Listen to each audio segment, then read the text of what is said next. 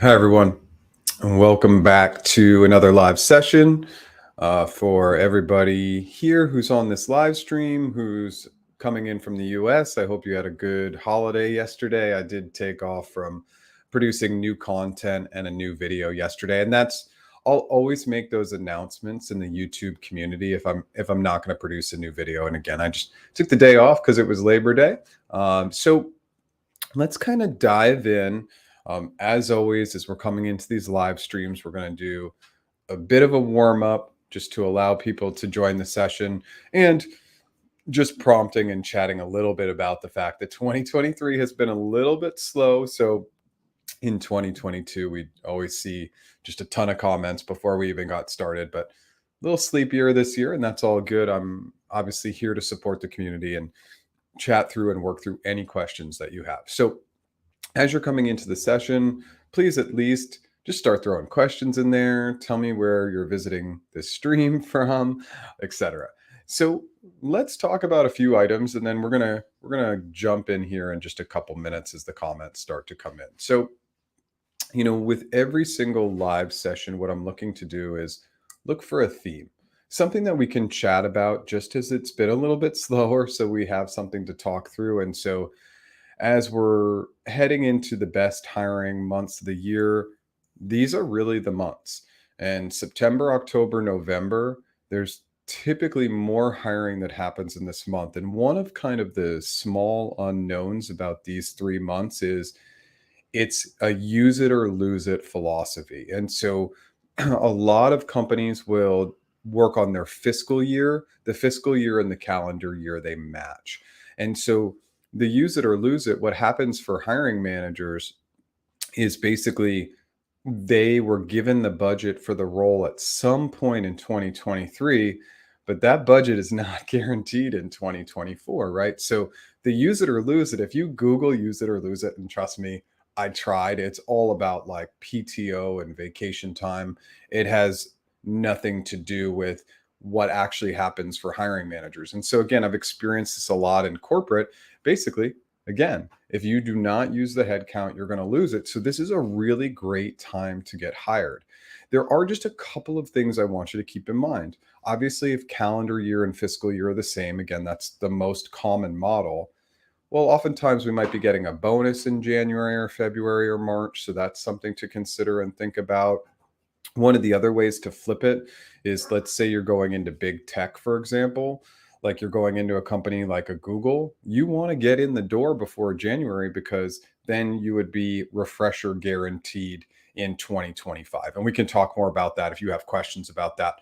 Okay, let me just prompt on my services really quick, and then we're going to dive into everything. And again, we can get back into headcount and what that looks like coming up in the fall. So if this is your first time here, my name is Jeff H. Sipe. My business is practiceinterviews.com. I do one-on-one interview and one-on-one negotiation consulting. I also have an interview mastery course. I am coming out and just beginning development on an AI practice interview tool. I'm so excited about it. My business coach is excited. My development team is excited, but it's just going to take a little bit of time to get it out there. I'm thinking about, we're starting to scrap back. I don't know if that's the right terminology, but we're starting to pull back on not all the features to get a beta out sooner. So I'm hoping the beta for that AI practice tool will be out hopefully November-ish if I can, and I'll continue to keep the audience updated, but that's going to be the primary focus of the business moving forward. I do new original content every Monday. I go live every Tuesday at 10 a.m. Pacific time. Tons of free resources at practiceinterviews.com. Join our Slack group. That link should be updated. It was broken for a minute. And then if you like what we're doing today, smash that like button. If you've never subscribed, consider subscribing. Okay, we're going to dive in. And thank you, as always, for being here. I really appreciate it. Any idea when the hiring freeze will disappear and they will start hiring? So all companies are starting to hire and have been hiring since some of the freeze and layoffs. I think one of the items that we really want to talk about is what's going to happen in the future state of hiring. And I think what we'll just see is we're going to see companies hiring a little bit less. Automation is going to start to take away some jobs. We're going to see a lot of a lot of positions being able to utilize AI to accomplish more tasks, and that can really be in any role. So, for instance, like pre-freeze, Google had over 4,000 openings. Now I think they have around 1,000 openings. I don't think we'll ever see companies like that go back to 4,000 openings again. They're just going to be working with leaner models. So it's just something to know. But companies are hiring, and we have seen a little bit of an uptick in hiring in tech, which kind of started midsummer, and we're seeing a good trend coming into the fall. So if big tech is one of the companies you're looking to get into, now could potentially be a good time. It's just less hiring. And especially if you're looking at big tech in like Europe, for example, it's still incredibly slow. Welcome from Nigeria. Great to have you here. Thanks for being here late. Hey, Jeff, watched your videos in between times on and off. Did get a couple of tips and tricks from you last week, and it happened. Got my offer from Google. Thank you. Amazing. So I'm really excited that you got the offer. Now's the time to negotiate. Remember, equity is going to be the biggest mover. Biggest opportunity is going to be to move that equity. Oftentimes, even when we're talking about 4, 5, 6, 7, like you can double or triple that equity. Go baller, go big, go in with that big anchor. Usually base salary, that initial numbers, depending on level, it will go up a little bit more, but typically it's about a 10K that we can push. Sometimes it's up to 15 or 20K, but that would be at the higher level, maybe a 6 or a 7. You're really not going to be able to push that base salary outside of 20K at the max, typically from the initial numbers. Now, again, at the 7 or director level, that could be more flexible, but typically 6 and below, that's going to be the case. And then sign-on bonuses. They're super random, but we try and get one always. Cash is really king right now. So with just the instability in the market. So just a few things to keep in mind, but definitely negotiate, and congrats. And thanks for coming and letting us know. Always appreciate it. Okay, I don't know if that's my eyesight's pretty bad, but I think that's a smiley face. Hi, Heidi. Dialing in from Virginia. Amazing. Israel, thanks for being here. Thanks, Matthew, for being here as well. Okay, you weren't able to join the last 2 sessions, but you got exciting news. You got a first phone call for a BDR role at Google. For those who are not familiar, that's a business development rep.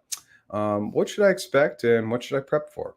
Okay, so biz dev, right? You know the role. It's client facing. So the biggest piece I try to instill in my clients and the audience and community for client facing roles is you got to get in the role. You got to wear the hat of the role. So you're solving like you're a BDR at Google. That is like one of the number one items, especially on the hypothetical side of things. Now, the biggest piece for anybody going into a client facing role to remember is that you really don't have success in client facing roles without internal teams. So when you're answering a hypothetical question or even a behavioral question, really lean into that internal collaboration, because all the data, all the knowledge, especially from really tenured employees, is really going to be valuable. So any client facing role, don't forget about the internal work. It's just something that I see quite often. But a BDR role, right, it's going to be all about developing relationships and collaboration. If you have more questions, let me know. Hi from Canada. What is your opinion on a career break and fear of interviewing? How does that come across to HR once you start looking again? So when we take career breaks or when we take time off, this is just something that a lot of us experience. Sometimes we just need a break, quite honestly. Sometimes we're taking maternity or paternity leave. Sometimes we are taking care of maybe a sick parent. There's all sorts of reasons why we take breaks. So it's really about speaking positively about what you did in your time off. If you can share any learnings, anything that you took on that would enhance your experience. But that anxiety is usually internally facing. If you're getting those conversations, they don't really care about the break. You want to be able to explain it. The biggest thing with anxiety is our breath. So we always just deep breaths just will really, really If everybody on this live was just to take one deep breath right now, you'd be shocked at how much you settle and how calm you get. You can even see the change in my voice from taking that one deep breath. Our breath work, as we think about getting into the job interviews, it's like one of these things that's not talked about, but it's so critical. If we can manage our breath, we can manage our anxiety. And then, of course, with lots of preparation and practice, we can be really prepared for interviews. I hope that helps. Hi, Jeff. Your video really helps. Would you help to provide more googliness and leadership tips? Thank you. Why don't we go high level there? Because yeah, I've probably done more Google videos on googliness and leadership. So obviously I want you to double down. The biggest trend that I'm seeing in 2023 is decision making. So all the questions thematically seem to be talking about how we make decisions, how we make our own personal decisions, how we make decisions in collaboration with others, how we're put into challenging scenarios to make decisions. So decision making is hands down number one. And then with decision making, we're also looking at inclusivity. And by the way, this doesn't just have to be a Google thing, right? If we're thinking about making good decisions overall, and we're thinking about inclusivity, those are just two critical areas that you're going to want to focus in all your interview answers. But those are really the core areas. The other just kind of the misconception is that the googliness and leadership interview is behavioral. It's behavioral and hypothetical. And your interviewer has a pick and choose. They could choose just hypothetical questions. And so just like any other interview at Google, you just want to wear the hat of the role. Just stay role related, because like one of the googliness and leadership questions is about like Google's ever changing environment and how you're going to adapt and change, and trying to solve for the whole organization is just really hard. Solve for the role. I hope that helps. Let me know if you have more questions. Hi, thanks for being here. Also, what is the typical career progression of a BDR? BDR to AM, AE is the most common, right? Well, not necessarily. So by the way, just for the audience, business development rep, account manager, account executive, this could be also like a field sales rep. So it could be a lot of different steps. It's really up to you and what you like. If you really like the BD, it's very different, right, than doing account management. Yeah, you're still selling, but it's different. One's a little bit more on the front end. The second one is more like managing and growing the relationship and trying to enhance sales. So it's really up to you. But there's lots of different paths you can take. So I hope that answers the question. Hi, Jeff. I'm in Tucson, Arizona. I have a few questions you may be able to help with. Okay. How do you ensure I'm getting a competitive salary based on my skills and experience? How can I get a salary of 200K plus remote? Any suggestions on what skills I should work on? Okay, this is pretty broad, right? I can tell you in Tucson, to get a 200K salary in Tucson, that's definitely going to be on the high end. I don't really know your background or skill set. And then I would just also say, we see a lot about base salary, and I get it. Base salary is important. It pays our incredibly expensive rents and mortgages these days, the higher cost of groceries, and this is really everywhere. We've seen an uptick in the cost of everything. So 200K and a base salary, I would be thinking about total comp, right? Like what's the base, what's the bonus, equity, sign on, etc. So really be thinking about the total package. But what we're talking about would really be role dependent and company dependent. Can you get a 200K plus in total comp per year in Tucson? Of course you can. But I would really, again, drive towards total comp. Now, if you're looking at more of a startup company, that is going to be more base driven, where maybe you can get that kind of base or base and bonus. But if you're looking at big tech, just make sure you're thinking about total comp, because most big tech companies are going to look at the total package, not just base. I hope that helps. Hi, Jeff. I applied for a role at Google in May of 2022.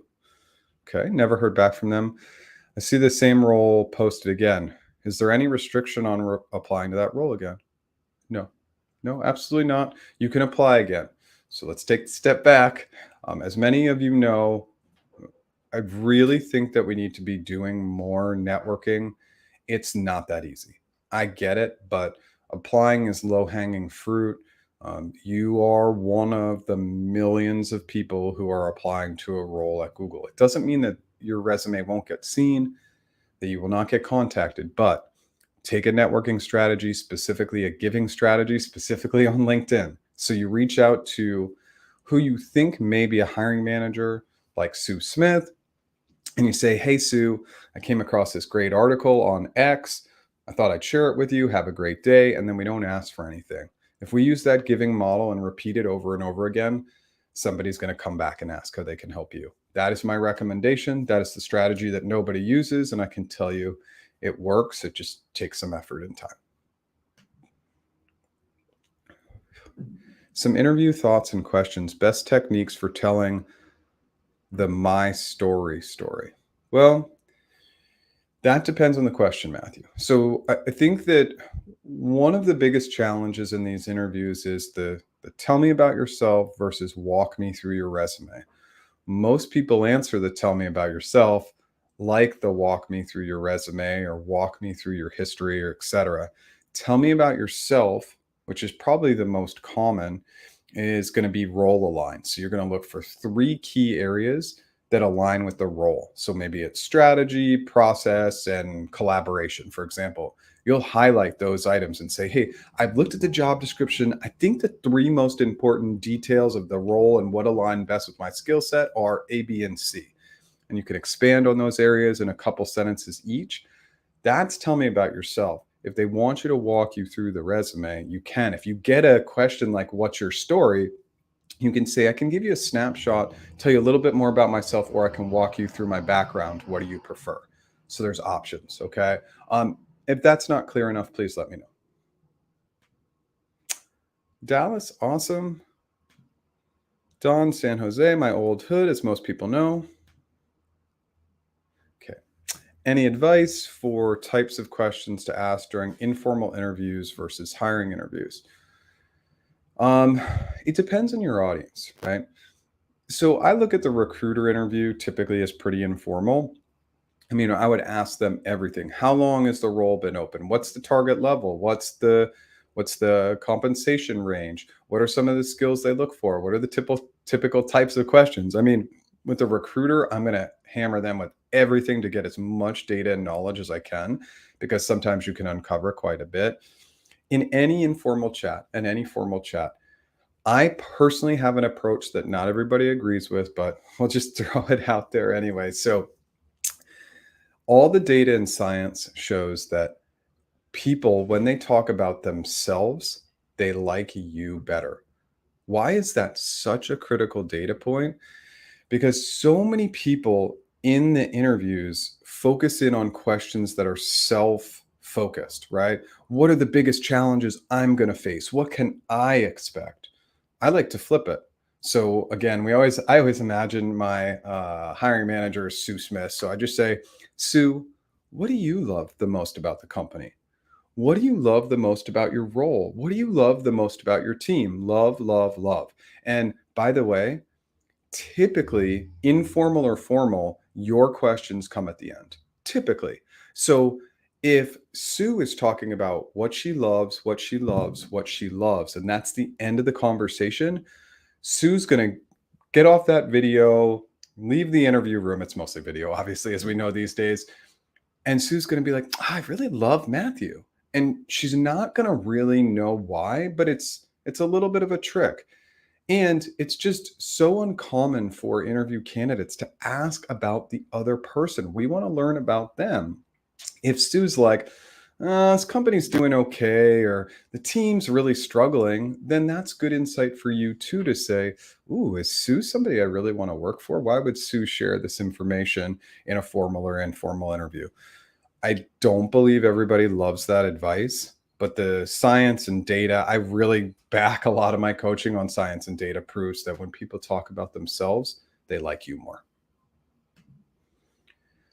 Does best hiring months equal more flexibility with hiring, i.e., in the middle quality qualification and or interview are more likely to receive an offer? No, I don't. Well, maybe. I changed my mind. So maybe they become more flexible as the stress of like the use it or lose it for hiring managers comes about, especially like maybe in early November, mid-November, late November. Maybe they'll be a little bit more flexible to hire somebody who's a little bit of a stretch to get them in the door. Of course, all the interviews and internal processes have to align there. But potentially, it's just the candidate pool is typically, from what we've seen, 3 to 4 times the size just because of the reduction in the openings. So usually the competition is fierce enough where they're not going to have to make concessions. But yeah, I'm sure it does happen from time to time. It's a great question.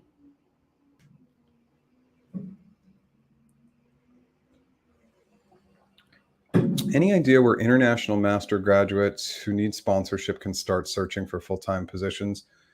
Because you've been trying for 8 months to get a software development position. Um, the best way is to have somebody who can refer you. And the other piece is sometimes, and it's kind of tough, but if we can find a role where in a country where sponsorship isn't as hard, or find it in our home country and then transfer, those are going to be some of the easier paths. I can also tell you that for engineers coming out of master's or bachelor's or master's programs, there's less jobs at the lower level. That's just the reality, and I think that's the future state. Is just that there's going to be, like at a company like a Google, there's going to just be less L3 openings, just because again, some of the AI tools, some of the automation is going to make it harder at the more junior level to get these roles. But keep trying. But if you can get any sort of referral, that's usually the best path to sponsorship. Hi from LA, my northern neighbor. Hey, Jeff. If I interviewed for a specific role and group at Google, is it possible to team match into a different group with a similar role without starting the interviews all over? Okay, so team match in a different group, specific role. If it's the same kind of role, let's say it's like you're going after a program manager for one type of role, and then you want to switch into a group and it's pretty close, you may not need to interview. But if it was like a program manager of supply chain, and then you're trying to move over to a program manager for like GCP, something based in GCP, then maybe they would want to redo like an RRK interview. Redoing the GCA and G&L interviews may not be necessary, but more of a role related interview, it's possible. It depends on how big the leap is.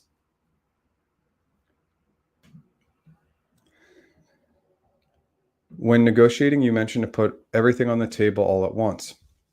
But what if you want to negotiate the level first?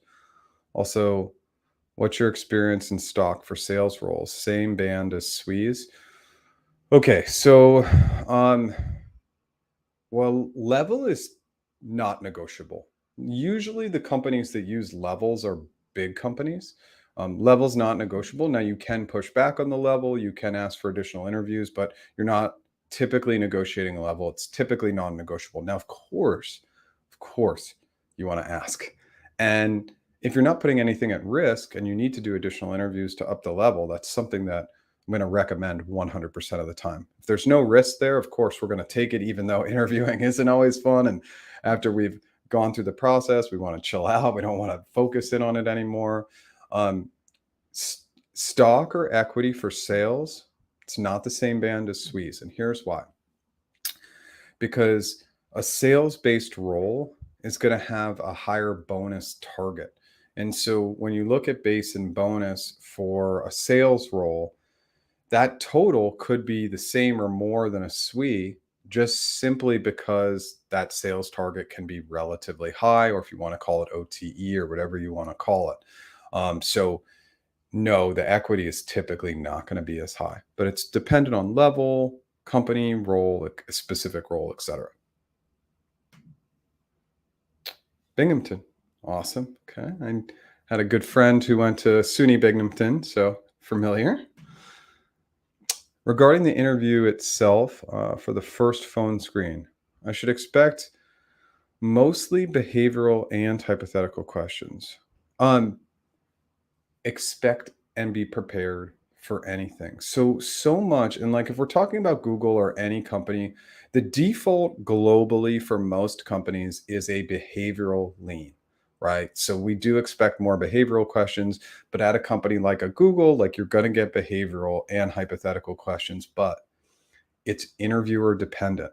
So some interviewers love asking behavioral questions. Some love asking hypothetical questions. So for an example, um, I conducted interviews at Google for about, I don't know, I think kind of like the middle tier. So my second, third, and fourth year, I was doing quite a few interviews. I don't think it would surprise anybody that I, I don't really remember ever asking a behavioral question. I'm sure I did, but it was mostly hypothetical, and I mostly did GCA interviews, so it's very hypothetical.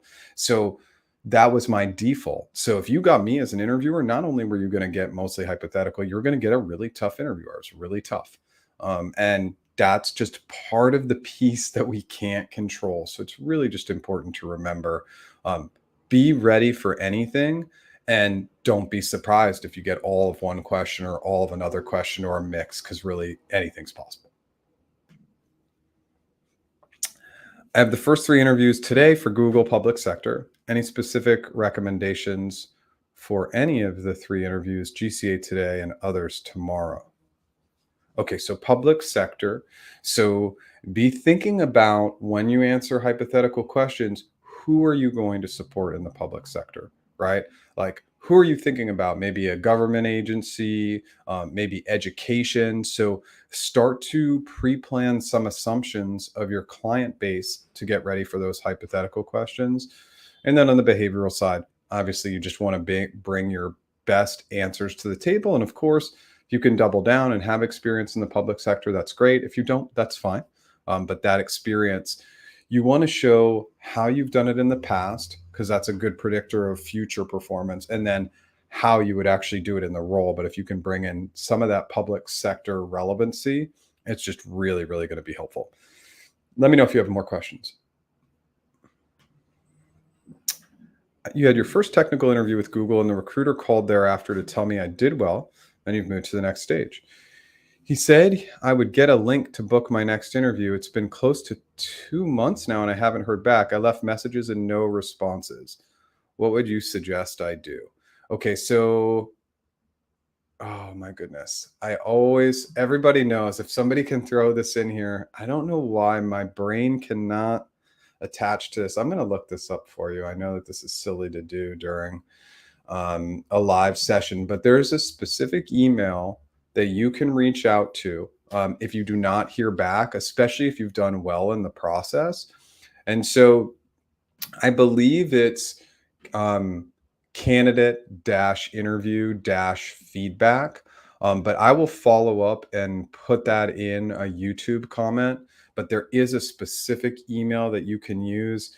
I believe the team is overseas that gets it. And then usually you'll get a response in 24 hours, because obviously, Joy, that's totally unacceptable. So it's either interview dash candidate dash feedback, or it's one of those. I promise right after I'm going to put that in the YouTube comments for you, because it's changed a couple times, and that's why my brain always will mess up the order. But Joy, definitely check back right after the live ends, which would probably be like an hour and a half, and I'll put that right in the YouTube comments, and then send out that email, and you should anticipate or expect to hear back in 24 hours. And I'm sorry that happened. Unfortunately, it happens all the time. Hi, Jeff. After spending 10 months at a startup that is currently facing financial difficulties, I am now actively applying. Is it appropriate to mention it as my reason for leaving early in the interview? Yeah, I mean, again, it's so much of it is pitch and tone, right? And so if you get into the interview and they're like, "Well, why are you leaving to why are you sorry, why are you currently looking to leave your company?" Basically say something really simple like, "It has been such a great experience. I've learned a ton. The company, just to be candid, is having a few financial challenges. And While I'm really happy there, I just want to make sure I'm exploring all my opportunities. So, really, really positive financial challenges. You've learned, you've grown, you really like it. We're always speaking positively about our previous employers, previous bosses, all that stuff. Even if we all know that's not the truth, we find the positivity in there. And it's not toxic positivity. If you speak negatively in an interview, we don't know your audience. And if you spoke negatively to me in an interview, I would instantly not hire you. I don't want to work with people who are negative. And so, again, you'll see a lot of this like feedback about toxic positivity. I'm always going to hire somebody who's positive over somebody who's negative. Just something to keep in mind. We hit the 30. So at the 30s, I'm just going to quickly prompt on my services. My name is Jeff H. Sipe. If this is your first time here, the business is practiceinterviews.com.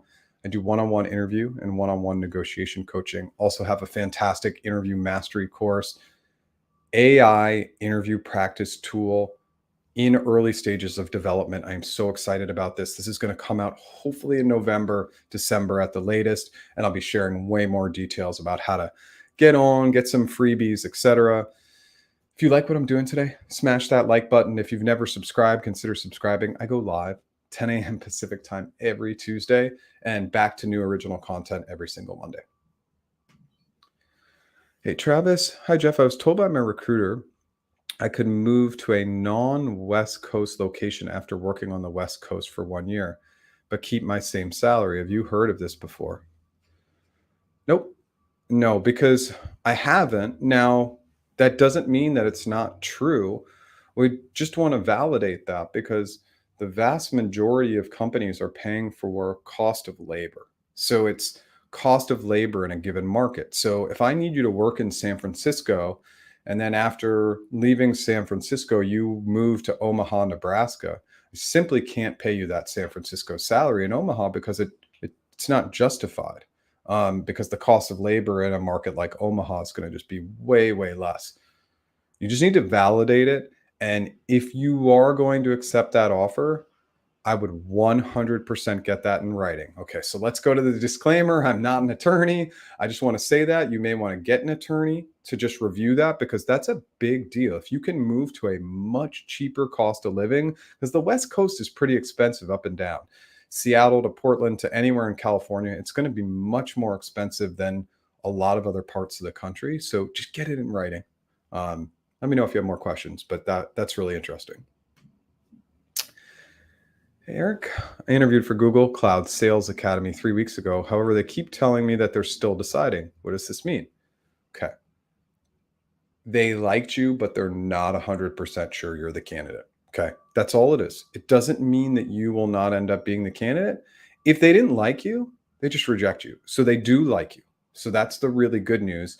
They just want to see more. Hey, maybe you went first. And some hiring managers want to see or speak to at least 3 or 5 candidates. So much is timing. But what I can tell you, let's focus in on the positive, is that they like you, because if they didn't, you'd be out of the process. I hope that helps. Let me know if you have more questions. Hey, Jeff, I just finished my G&L round for a strategy lead position on Thursday. During the interviewer commended me on my detail and willingly went 15 minutes over. Is this a good sign?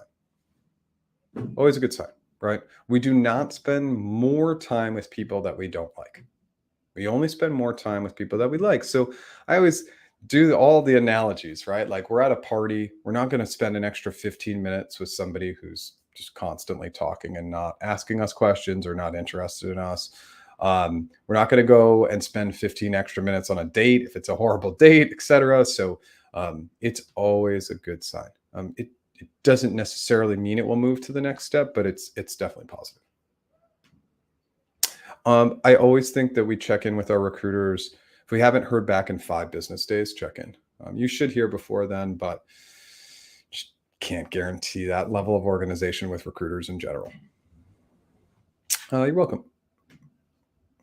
Hey, Jeff, I found a recruiter on LinkedIn for a job I'm interested in. I saw in their bio it said apply, then message me if interested. I applied. What would be an effective way to reach out?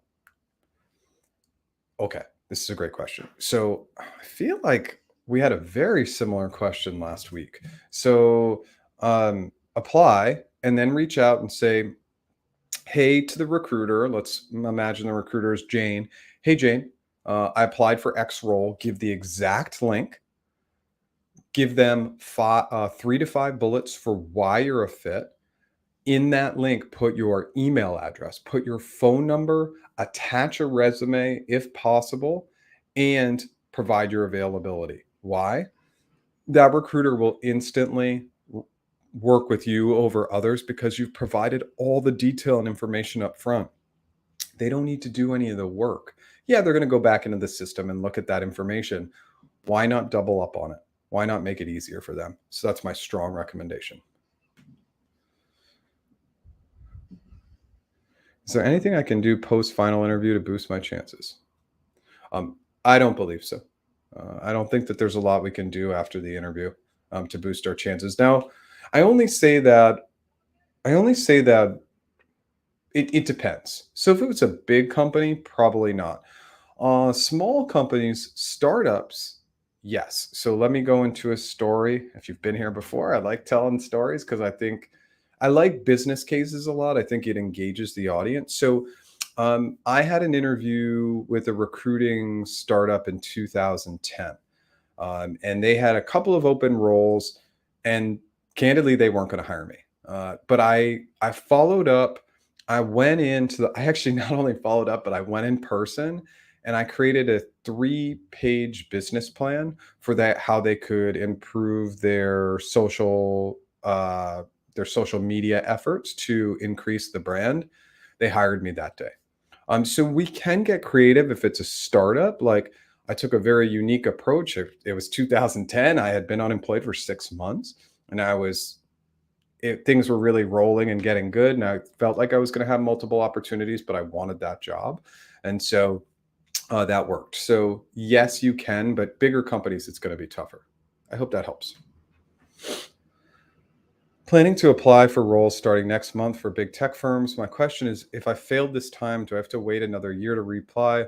Also, how many roles max to apply for each? I mean, Patrick, you're planning to apply next month. If you're applying, I would try and speed up that timeline a little bit, depending on the company. Some of these big companies can take a while. I'm not a huge fan of applying. It is low-hanging fruit. It doesn't mean you shouldn't apply. Of course you should, but I'm a bigger fan of networking. A lot of these companies will max you out at like 3 per month that you can apply for. So when you're applying, just be discerning. Pick the best roles, the roles that excite you the most. When negotiating total comp at Google, does 5 years have less bargaining power than 10 years for the same at L5? Also, are you putting unnecessary pressure on yourself to perform by negotiating near the top band of total comp? Years of experience does not matter. It's not relevant. They're looking at role, level, and location. No, we negotiate to get the best comp every time. Here's why. Because we don't know. We don't know what's around the corner. We don't know if everybody's going to get laid off. We don't know if Google's ever going to keep hiring or what. We don't know. We always try and max it out. And even like companies like Google, and I used to even buy into this, was don't max out your base salary because it's going to move less room to move up in your merits. Give me all that money right now, because I'm not going in with any form of commitment for how long I'm going to stay. We have to do what's best for us. So I'm just trying to get all the money right now. I'm going to max out that money as much as I can, because the only thing I can guarantee is that I'm going to get up to that next paycheck. I can't guarantee what's going to happen with the economy. I can't guarantee if I'm going to get laid off or business changes are going to happen at that organization. So get paid, okay? And don't worry about maxing out comp up front. It's not going to change the expectations. Hi, thanks so much. Cleared the Google TAM interviews in Toronto with the help of your videos. Amazing. So currently in your situation, after the hiring manager interview, my recruiter was telling me they're looking at L3 as well, but initially it was for L4. Okay.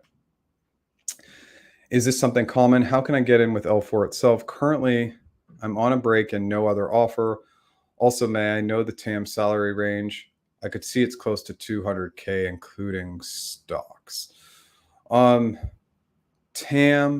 L4, Toronto, total comp could be around 200. L3 will probably be closer to 150 in total comp. But to get an L4, you're just going to have to talk with your recruiter. If you get approved at L3, which down leveling is pretty common, you may want to say, hey, if I did an extra interview, would I put anything at risk? Is there potential to get to L4? We always want to see if we can up level and just talk with our recruiter about it. But those are about the numbers I would expect.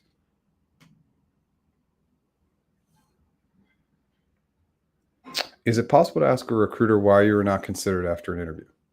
Always. We can always ask. There's no harm in asking, and just know that legality is a big issue. So sometimes it's just the company does not legally allow them to say, I know that that's a bummer, but that's just the reality. But we always ask. If we want to get feedback, just always ask for it. Sometimes we'll get it. Sometimes we won't. What kind of equity can I expect for L5 senior motion designer in LA area? L5 senior motion designer. It's definitely going to be over 300K. I would say design's getting a little hot, 300 to 400K in equity.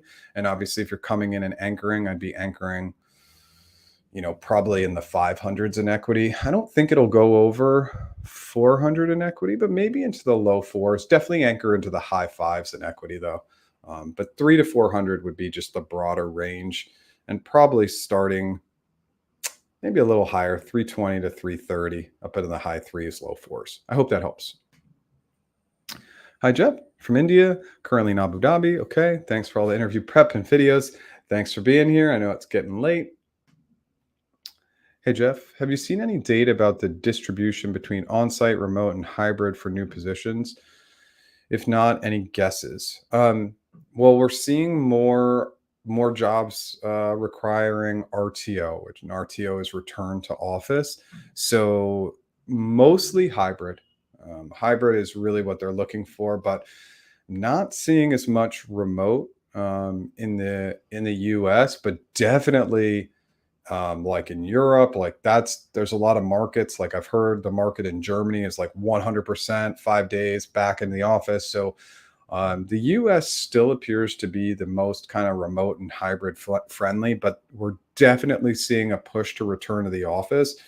And I think that will not change. I don't know if it will ever totally change from the hybrid, but one of the trends I'm seeing. I hope that helps. Hey, Jeff, here's an article I came across. Thought it might be interesting for you too. Just kidding. Okay.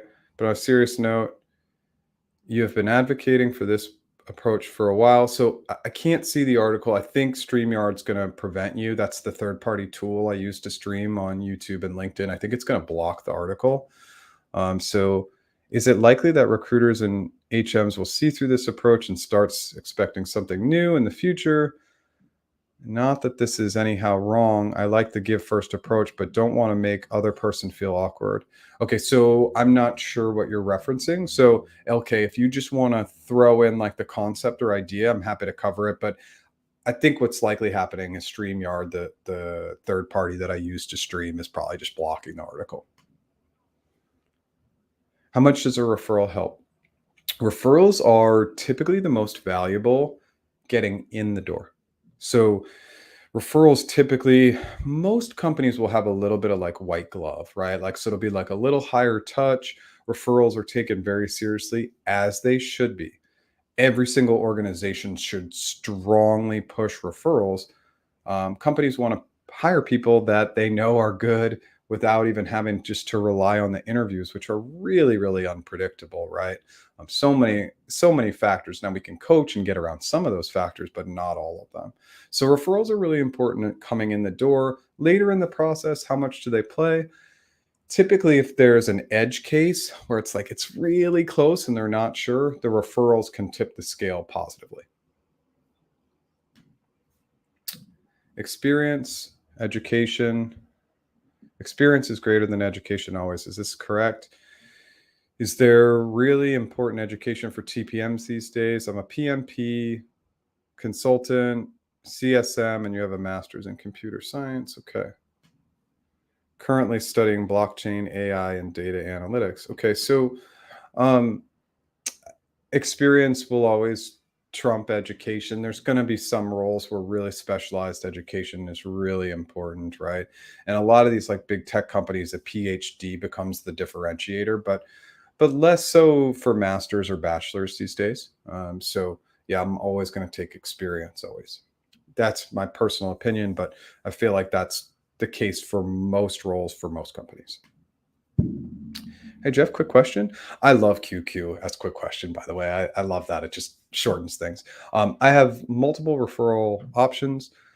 What is the best approach for choosing the best referral? Someone who knows me best or someone who's in the department I'm in? Okay. I think this is the same question. So it doesn't really it doesn't really matter. You're just trying to get in the door. Um, it can be valuable depending on what company you're going after. That if you've done a lot of work with that person, they can say, "Hey, this is the best person I've ever worked with." So I'm always probably going to default to the stronger relationship, but obviously there can be value getting. It can be valuable to get referred within the team. So they're both good options. So choose wisely, but I don't think either one is going to be a bad option. Absolutely. And thanks for coming in with the second comment. Joy, I will absolutely remember to do that.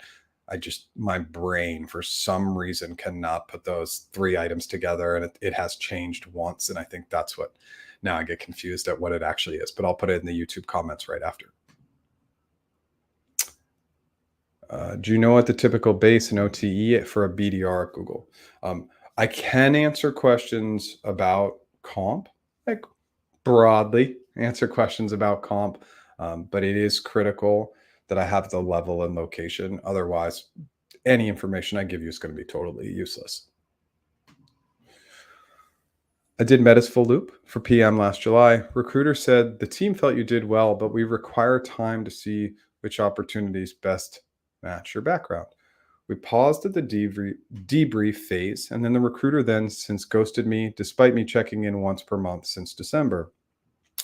And then my application got closed down.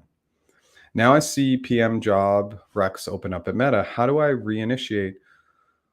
Would I have to restart the whole process and do 8+ interviews again? Do I find a new recruiter you want to get back in? So Michael, one of the biggest things we want to check is like, is our recruiter still at Meta? I mean, I'm sure you've taken this step, so this is more for like the overall audience, but we always just want to double check on LinkedIn just because big tech, Google, Meta, Amazon, I mean, it was like thousands of recruiters were let go. So we always want to double check on that. Obviously, I strongly recommend if you can get referred in or network in, that's going to be the ideal path. But if not, go ahead and apply again. Will you have to do interviews again? Maybe. It was last July, so we're at past a year. So it's probably a high likelihood that you'd have to do interviews again. Maybe they do less because they have some good data on you. I hope that helps. Hey, Corey, thanks for being here. I see an education degree put at the top and some on the bottom of a resume. Is it preferable where to place it? Once you have a year of experience, the bottom. If we don't really have any experience, we have a couple of internships, we can put it at the top. But once you have a year of experience, it goes to the bottom because, again, experience will trump education almost all the time. Hi, Jeff. I had a CE interview, cleared all the rounds, had 14 matches, but nothing worked out as now. Recruiter said everything is good, but they found a candidate locally.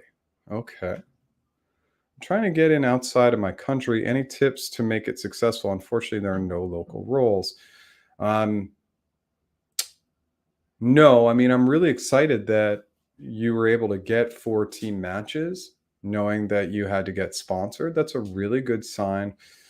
All you can do is stay in touch with your recruiter, continue to share opportunities with them when you see the ones that are a fit. Of course, you're going to share the link, 3 to 5 bullets for why you're a fit, your email and phone number. I know how ridiculous it is to include your email in an email. Do it, your availability, and then maybe an updated resume. You got to do all those things, but that's all you can do. Just try and work that recruiter relationship. That's your best bet. What tips do you have somebody entering a new role, especially entry level? Okay, let's go to the second question, Hunter, to see if there's more context. What's your take on taking positions in the Middle East, especially in big tech? So let's go back to this. So, new role for someone entering a new role. I just want to see transferable skills, right? Like, so if you're going to a role that's heavily relationship based and maybe you are doing like sales and now you want to move into more of like a customer engineering role, for example. I just want to know that you have those good listening, communication, collaboration skills. So, I'm really looking for like or similar skills that could be transferred. And then yeah, absolutely. Taking opportunities in the Middle East and big tech, I think it's great. I wouldn't shy away from it. You're welcome. Hey Jeff, after 1 year, my recruiter told me about an opportunity but involves relocating to another country. Do you think I can negotiate to not relocate but travel as needed? Hmm. You can ask. We can always ask, right? Like, let's ask. Let's ask the most important questions that impact us, our family, our dog, whatever it might be. Just ask. Do I think that that's possible? I don't know. I'm not sure, but it's worth asking. And then I know that relocating is super challenging. People don't want to relocate. There's a million reasons why not to relocate, but sometimes it's worth it for the right job. And I know like mine isn't like a big relo. I reload from San Diego to San Jose, but that was a big change, right? And I reload for a contract role. But I did it because I saw it was a good opportunity, and obviously it played out well. So if we think that that one career move can be life changing, then I always recommend reload.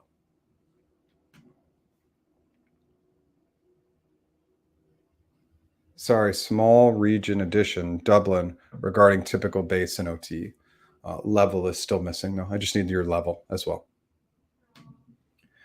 Just following up, is down leveling common? Also, can I ask for another hiring manager interview? Is L3 TAM total comp 150 CAD in total? Maybe a little higher. I have kind of a USD brain, right? So, yeah, it might be more like 175, right? When you make the calculation, that's not going to be 100% accurate, but something like that. Yeah, maybe 175 CAD, something like that.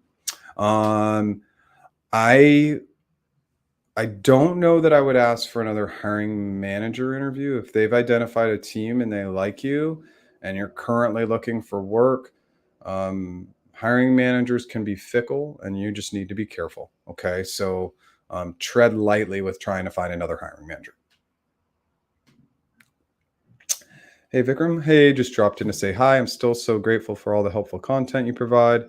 I used the same interview techniques to switch a role a year after I got hired at G. Thanks again. Thank you so much. I mean, I just sincerely appreciate people sharing the positivity, because what it is it's important to me and I greatly appreciate it, but it also shows the community just what's possible. I think sometimes we look at these positions at these elite companies and it can feel a little overwhelming, but just know if you put in the work, just like anything else in life, you interview prep and practice, like you will do great. And obviously I just always want people to negotiate really, really well. But Vikram, thanks for being here. I appreciate it. Hey Jeff, I had an interview with a company for the role of a facility EE. Okay. And I was not considered for the role. I applied for the role of an EE in the same company, but I haven't heard from them. What do you think might be the reason? So I simply cannot tell you. I simply don't know. I don't have the interview feedback. I'd be guessing, right? And I just don't want to guess without the data. I'm a very data driven person. It could be any one of a number of reasons. So here's what you can do. On your end, you can reflect back, think about what didn't maybe go perfect in that first interview. Ask yourself, did I prepare enough? Did I conduct practice interviews with at least 5 individuals before going in? Did I really get all my behavioral answers down? Did I prep on anything that would be hypothetical? Just ask yourself those questions, because the internal reflection is going to be the most important. But guessing at why, I just simply don't want to do that, because I just don't know.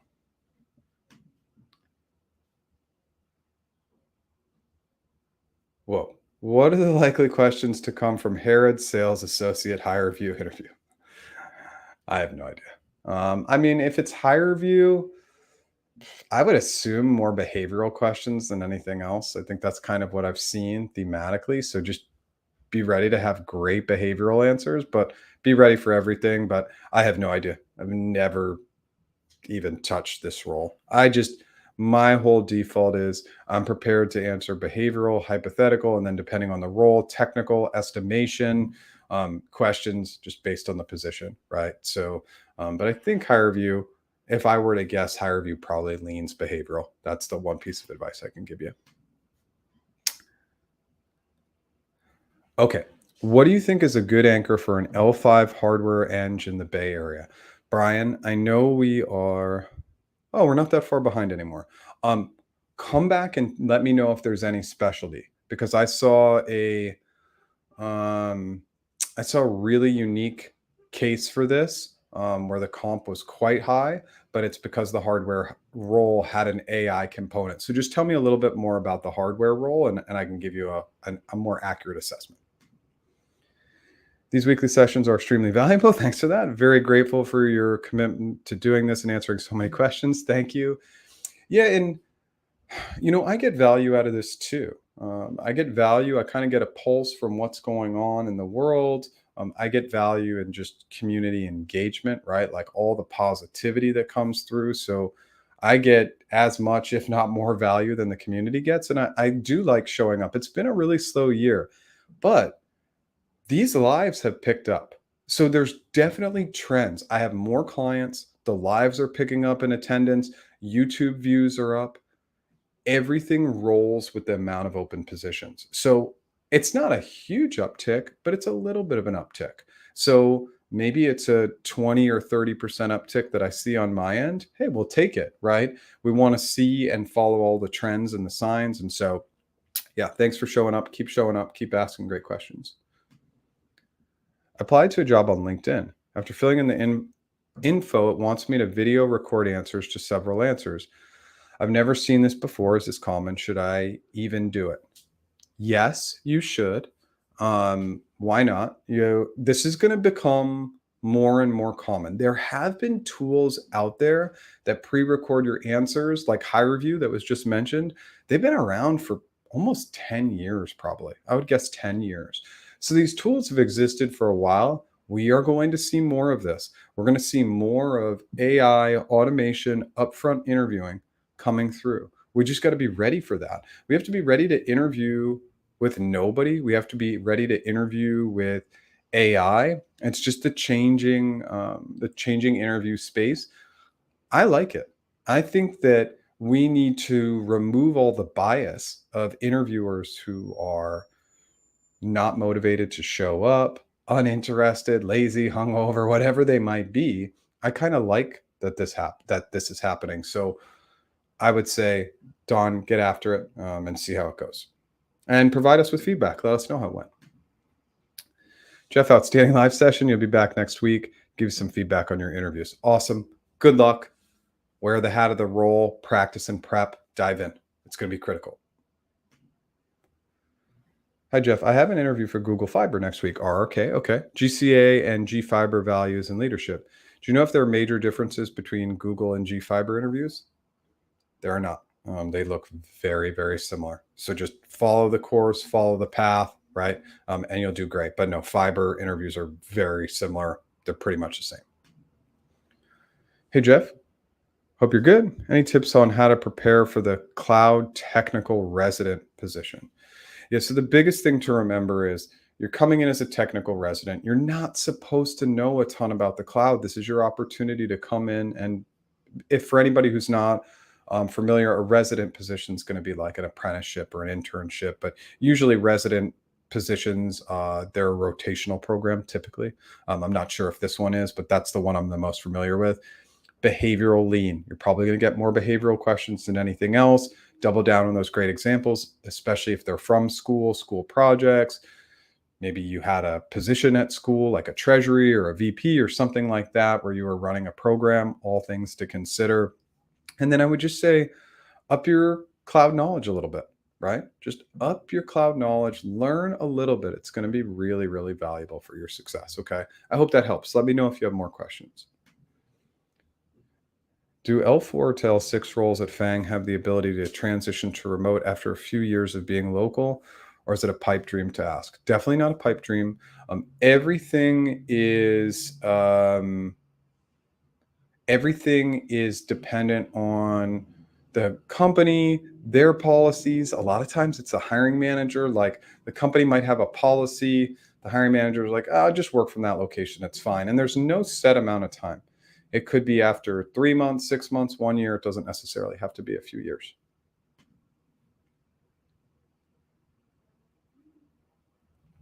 Sorry for that. Level is professional entry level. So now you need to remind me of all the details so we know Dublin. Remind me of the role, please.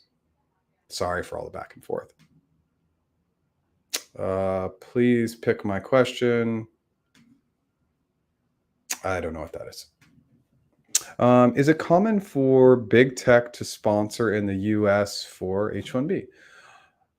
It is. I think that the sponsorship went through some challenges, and I don't believe it's as friendly as it was, maybe 10 years ago.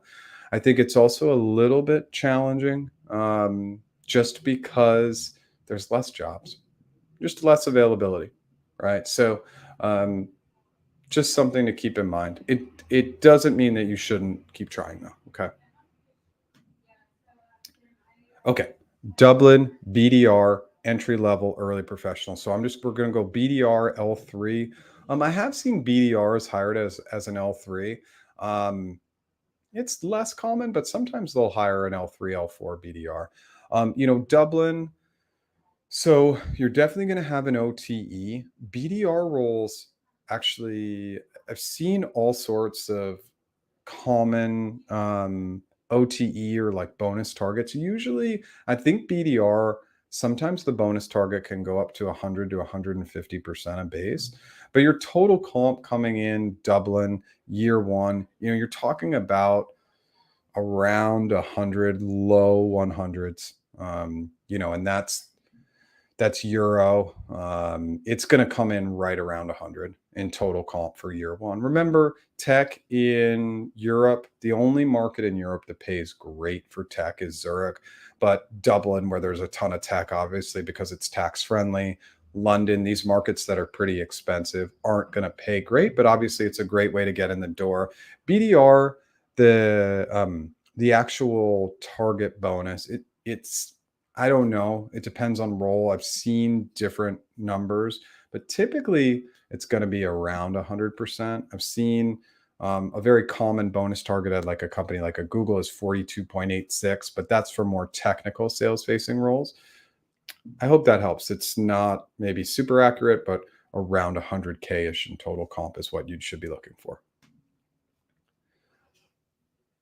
Sorry, I didn't get a clear picture. Is down leveling a common trend in Google and Cloud TAM? Salary for L3 in Toronto is around 150K and 200K USD for L4. So yes, on those numbers, that's what I would expect. It's not, it's very common to be down level. Yeah, it's something that they've done for years. They're going to try to hire you. They're going to try to hire you at what they believe is a safe level for you to perform and meet expectations. Okay. System architect. So it's a hardware system architect in Pixel. Look, I've seen L5 hardware like go through the roof for some of these Pixel roles. I mean, I think what you're probably going to see, a normal hardware L5, you're going to get, I think we were in a premium plus market. I think we were like Bay Area in or maybe you were LA. I forget. It's been too long. So, but we'll just go Bay Area, right? Like that's probably going to be mid fours, but I it can stretch for really critical roles up to 650, 700. So it really depends. I mean, I know it's big, but I might anchor in like the high sixes because if you're going after a role at Google, they're never going to walk away because you come in with a crazy anchor. They're just going to say, whoa, that's way outside of expectations. I have seen some crazy L5 hardware offers, but usually it's going to have an AI component. If not, I would expect mid fours.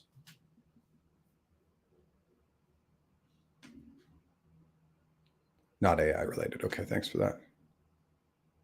Should I also prepare Google Cloud knowledge for the first phone screen?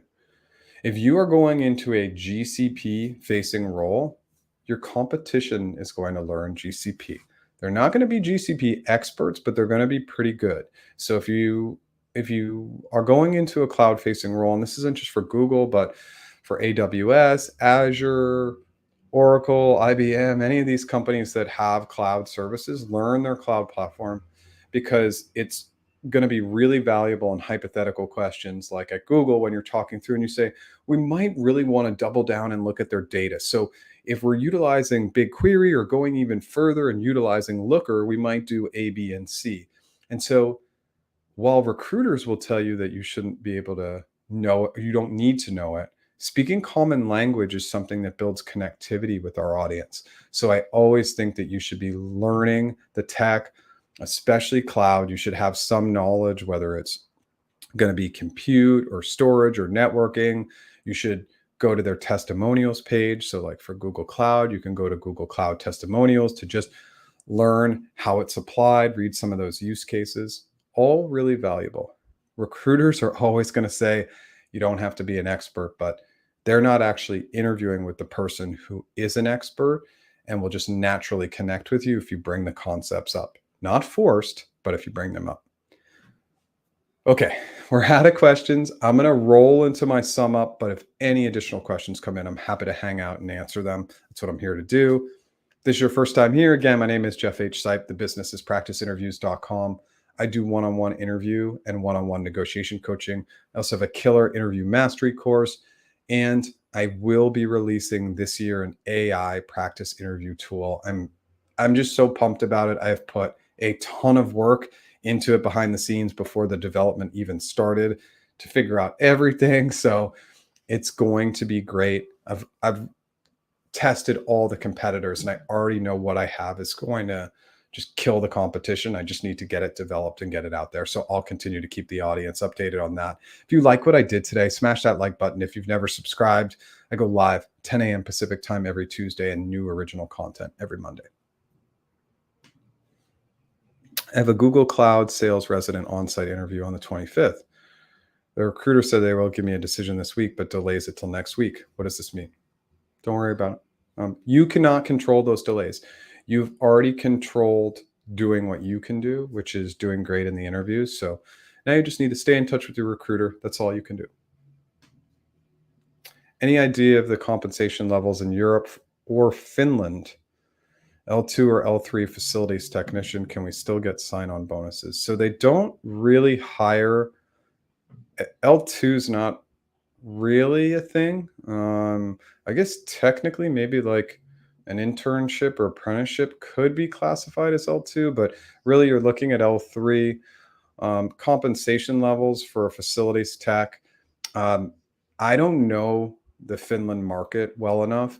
One of the tips and tricks I always recommend is go to levels.fyi. It's not perfect, but it's good. Go to levels.fyi and always look up what software engineers are making because that's just the most common role hired in any market. And then you're going to take a facilities technician, which will probably make about 60% of what a software engineer is going to make. And that should give you a good idea of what potentially an L3 role would pay. I hope that helps. Hi. Could you plug some of your videos or keywords which would be most relevant for the first phone screen interview? I mean, I can.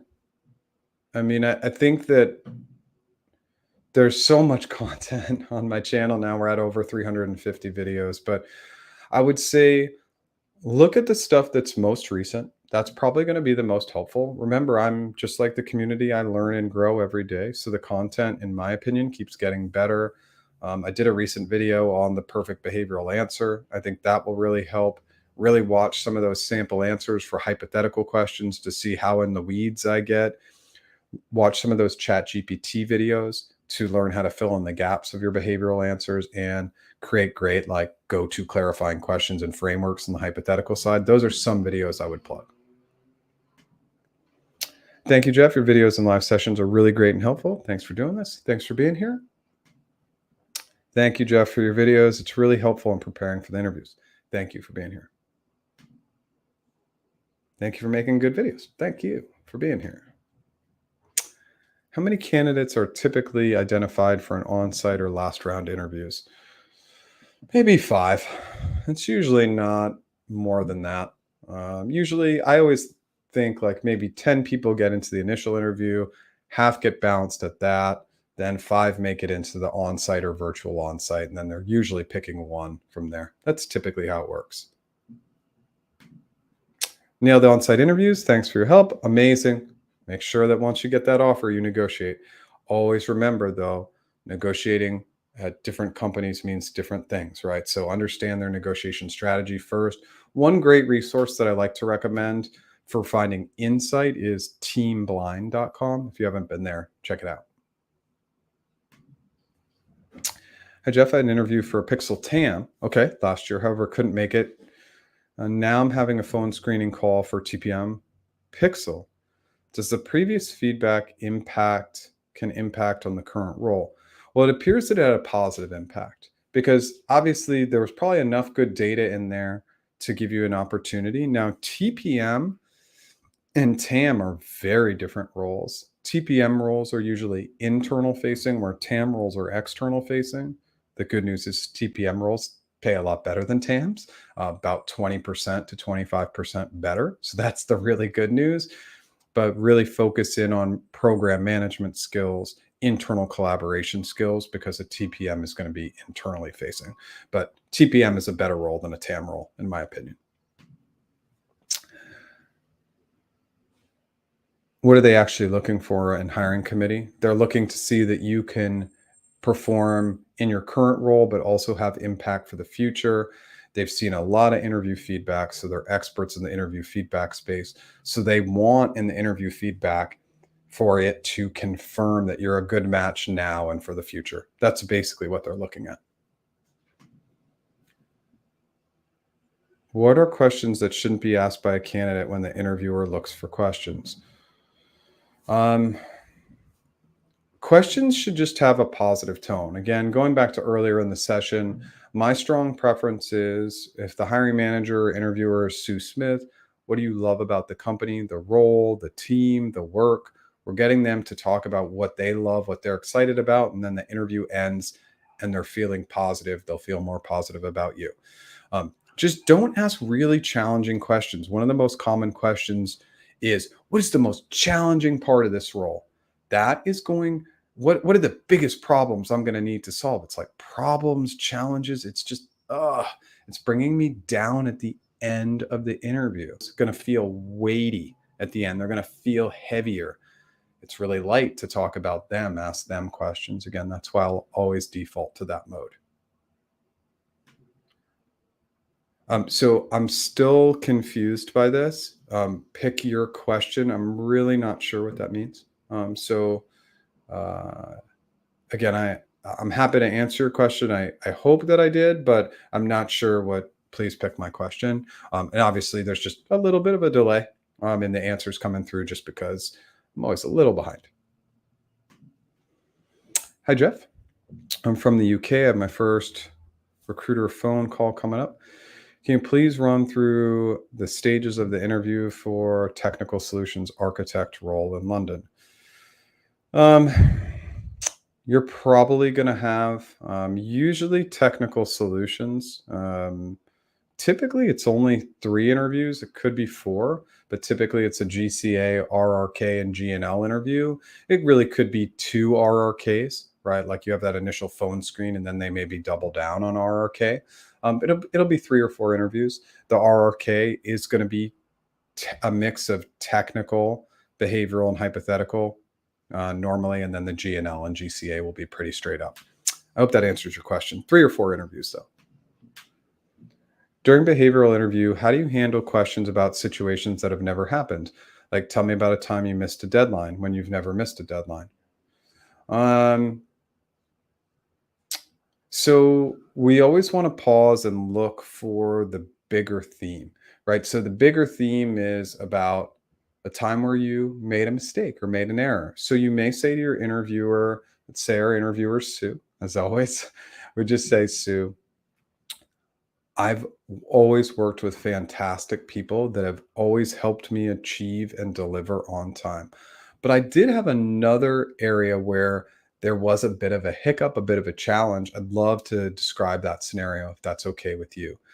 Really, what they're looking for is not what happened, but how you learned and applied actions to get better. So any failure, mistake, missed deadline, if it's something more specific like that, we're going to highlight it, call it out, and then we're going to talk about the actions we took afterwards, applied learnings. We don't spend a lot of time talking about the error. We talk about the actions we took afterwards. I hope that helps.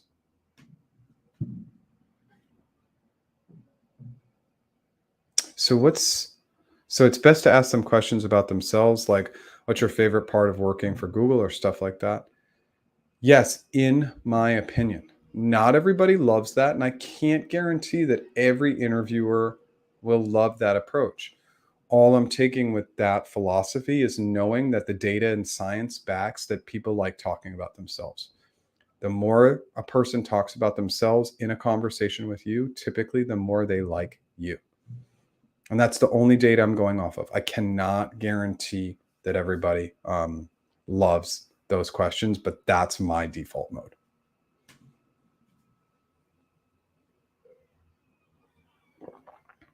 Should I first say an aloud number what I want in annual total compensation, or should I wait for the first offer? It depends. I don't find that candidates get more or less if we go first or they go first. But if we can get some data from them, let's try and get that data. We do not talk about compensation until they want to hire us. Why? Because when we're the preferred candidate, it puts us at an advantage, right? So we take advantage of our advantage. But I don't like to talk about comp until they want to hire us. If we have no idea what the role pays, no clue, there's not any information, usually they should go first. What is the cooling off period at Google for SWE roles? If you interview for a SWE role and you don't get it, typically it's a year. Yeah. How do we know which roles are eligible for H-1B sponsorship? They all should be eligible technically. And they're not going to highlight that for you, so you won't know. So I would say just don't hold back on going after the roles, and especially any big company typically will have a sponsorship program in place. I'm planning to take your interview one-on-one coaching once phone interview screening is cleared. When is the best time to take the session? Before hiring manager phone interview or before the on-site interview? As early as possible. It's not really valuable to wait until you pass the first interview to get coaching, because if you don't pass that first interview, you don't make it to the virtual on-sites, right? So I like to get in front of my clients as early as possible. If you're not planning on interviewing for 3 months, yeah, maybe it's not as beneficial, but the sooner the better, because there will be learnings, and then those learnings can be applied. And the sooner you can start applying those learnings, the more efficient your prep is. And this is just, again, this is not a pitch for my services. This is just to push anybody, practice your interview skills as early as possible, because then you can apply the learnings right away. If you spend all the time prepping and preparing, you might be prepping and preparing the wrong stuff or in the wrong manner. And that's what I find from a lot of my clients. So Early is better. Awesome, Jeff. As usual, value from this. I will schedule my interviews after your live sessions. Awesome. My uncle went into salary negotiation, but it went south pretty quick and almost went physical. So I'm guessing didn't go about it the right way, or fight way, actually, which would be appropriate. So much is dependent upon the organization, right? Like sometimes we don't know whether it's a smaller company, and even big companies, we may want to understand their negotiation strategies. Like, are offers negotiable? Like that's a very simple question. If it's a no, then we might back up that question with something like, nobody's ever negotiated an offer. You've never presented an offer that was negotiable. We want to back that up with data. But sometimes we don't know. The great thing about big tech companies is you throw out big numbers, they're not going to rescind the offer. But we got to know the company that we're dealing with, because just throwing out big numbers isn't always going to work. Some companies will rescind an offer. Hey, if your offer gets rescinded because you negotiate, you dodged a huge bullet. That is a huge internal company challenge. No candidate ever should be rejected for negotiating, ever.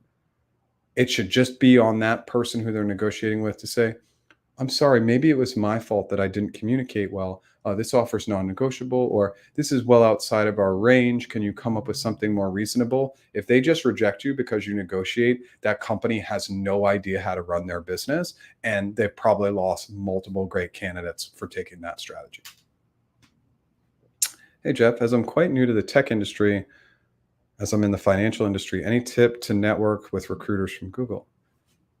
Don't. Yeah, that's my tip.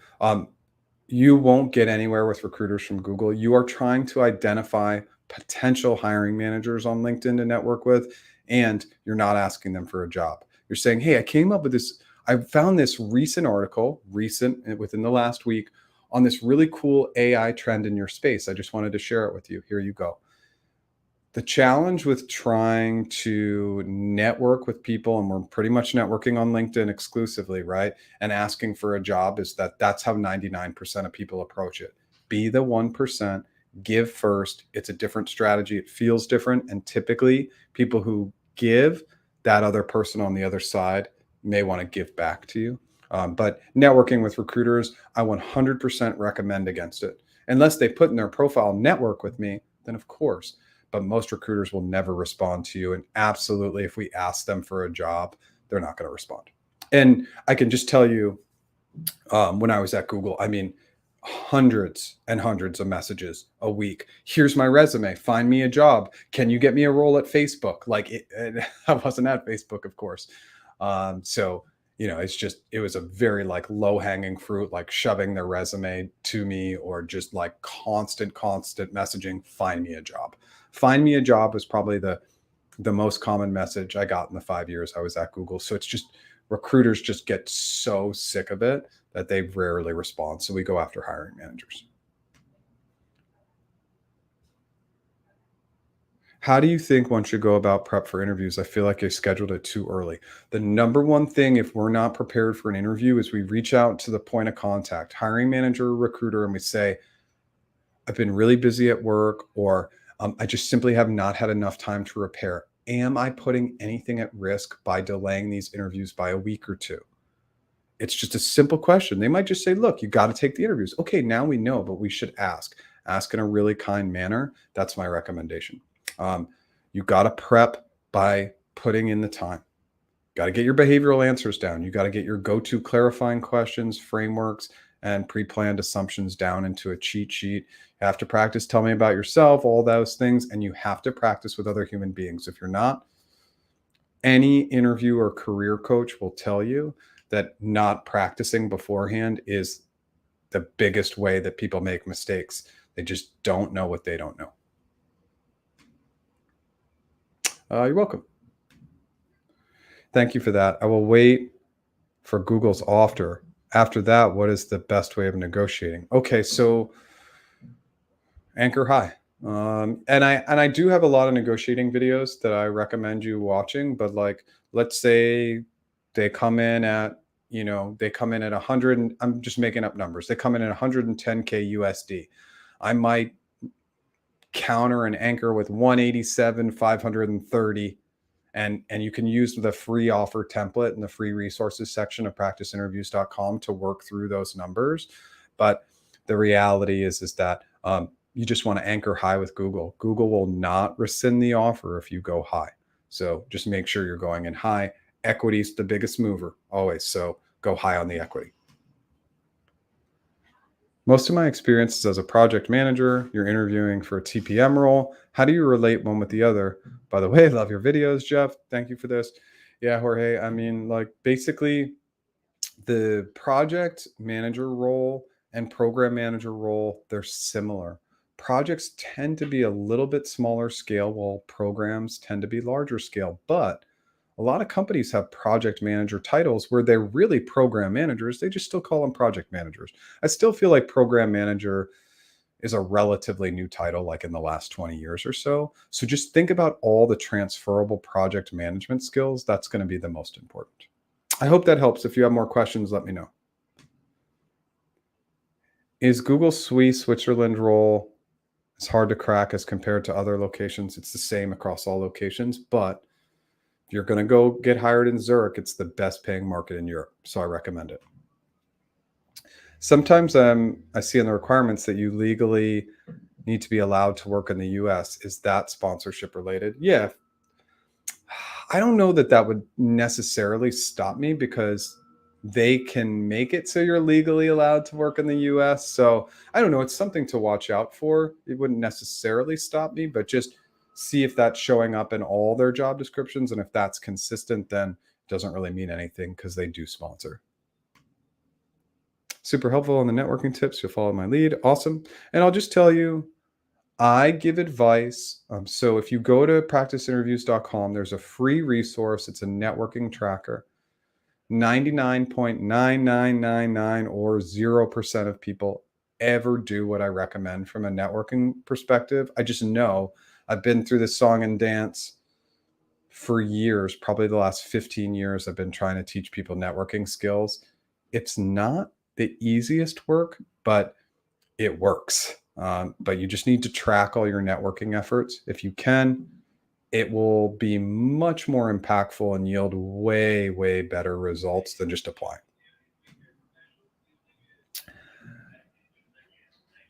I take it salary negotiations are typically done on emails back and forth. 100% no. You will always negotiate verbally, always, because it's much easier to say no to you via email than it is over the phone. So no, I would never negotiate via email ever. And if you ever read that advice, I strongly disagree with it. Hey, Jeff, how many actual humans do you see being part of the interview process in the future when it's working correctly and well? Would love your thoughts. 0%. Or it's, so it depends on formal versus informal. I think in the next 3 years, we should get to an interview process where it's 100% automated, no humans. And then maybe we have one informal hiring manager, like really building that relationship with the person you're going to be working with. I don't really see a need for it. And I think what will happen is it will be more structured, less biased, and ultimately companies will hire better people. So I think in the next 3 years, you'll see quite a few companies doing that. And then again, whether it's a formal or informal chat with the hiring manager, that should kind of be the last step. So everything's been automated out. The system can spit back a score and say, okay, Elaine was a great candidate. So like Elaine scored a 90. So then the hiring manager has Elaine, Bob, and Sue, right? And we'll get back to Sue, of course, but has Elaine, Bob, and Sue, they all scored 90 or above. The hiring manager is going to take a conversation with the three of them and then hire one of them. That's kind of what I see as the future. And I think we remove bias. We remove anybody showing up late, not being interested, not turning their camera on, etc. So I think there's lots of opportunities.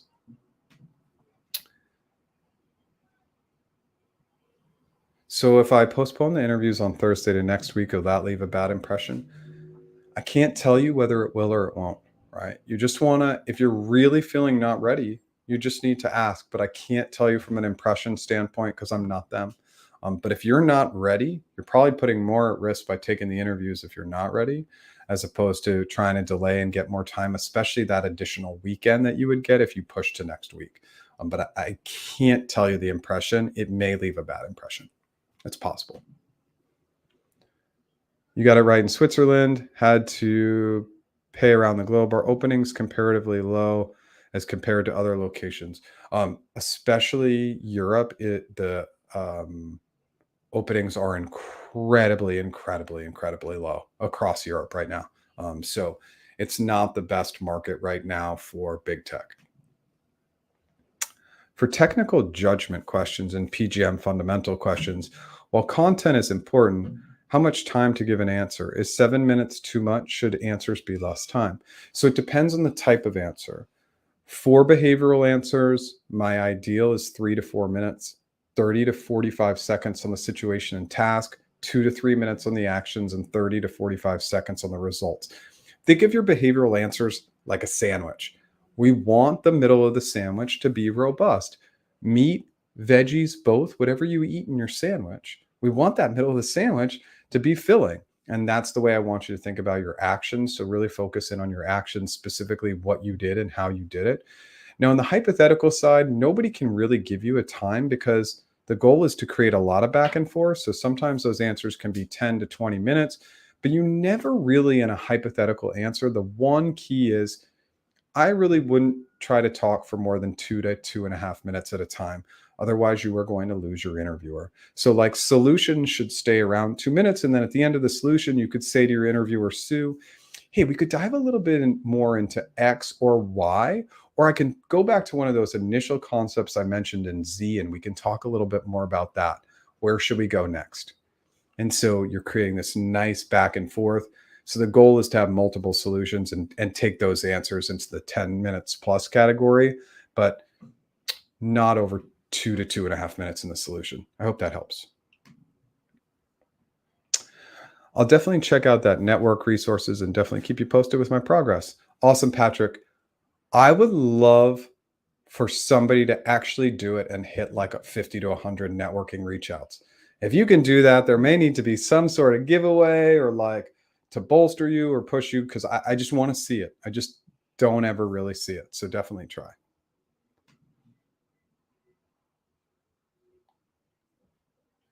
What does equity percent stand for? I'm not sure what that word is after equity. I'm not sure what that is. So maybe you can tell me what you're asking. I'm not sure what that question is. I have candidates solving all from 1Q to 4Q and DSA round. Okay. I'm also not sure what that question is asking. If the two of you want to reframe the questions, that would be great. What do you think is the best target as being real quick can lose equity? Oh, sorry. What do you think is the best target as being real quick can lose quality and accuracy? Again, so on these last three questions, this one, and this one, I'm confused by all three of those questions. I really want to make sure that I'm just answering the right question. So we're out of questions. So if you want to restate them, I'll go again. I'm always at the 30s, just rolling and prompting on my services, but I'm happy to hang out and answer as many additional questions that come in. So if the two of you want to restate, I'm happy to answer them. If this is your first time here, my name is Jeff H. Sipe. The business is practiceinterviews.com. I do one-on-one interview and one-on-one negotiation coaching. I have a killer interview mastery course. Check it out.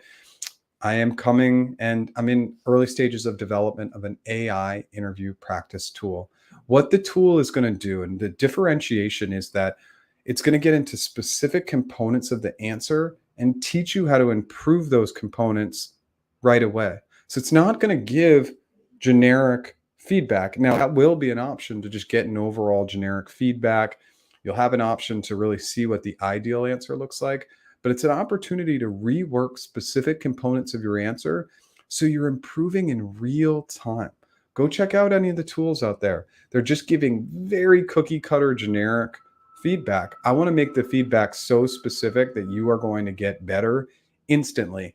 Literally, you could practice one question and be better at the situation and task. You could practice one question and have better assumptions, etc. More and more companies, even beyond big tech, are doing apprenticeships. Seems to be favorable options for many school leavers. Yeah, absolutely. Anybody who 100%. Anybody who wants to get an apprenticeship, an internship, any of these rotational programs, I strongly recommend them. They're going to be a great way to get in the door, learn, potentially offer an opportunity to transition into a full-time role. So I definitely recommend it. What do you recommend when explaining the project development lifecycle? How high level or detailed should examples be? I have great examples from projects I worked on 2 or 3 years ago. Is this too old? 2 to 3 years ago is not too old. I think we can go back as far in our careers as we like. You just need to know the employer. Like Amazon, they like you to stay within the last 2 years, typically, is what their recommendation is. But I think you can go back 10 or 15 or 20 years if you have great examples. Now, for your examples, the answer is it depends. If it's a behavioral question, then you are going to get pretty detailed about the actions you took, from the data and research to the conversations to testing, execution, launching, presenting, documenting. You're going to go through all those steps again in 3 to 4 minutes. Now, if it's hypothetical, you're going to stay high level at the beginning, high level clarifying questions, high level framework, but then your assumptions and solutions will be very specific. Your assumptions are role related. You're making assumptions of what you'll likely need to face or do in that specific role. I hope that helps. Do you think there will be anything holding companies back from switching to a fully automated interview process other than the technology not being there yet? Yeah, 100%. Hiring is the bottom of the barrel, least cared about. It's just, hiring is always like, it's just the low of the low. It's at the lowest end of everything. So what am I saying?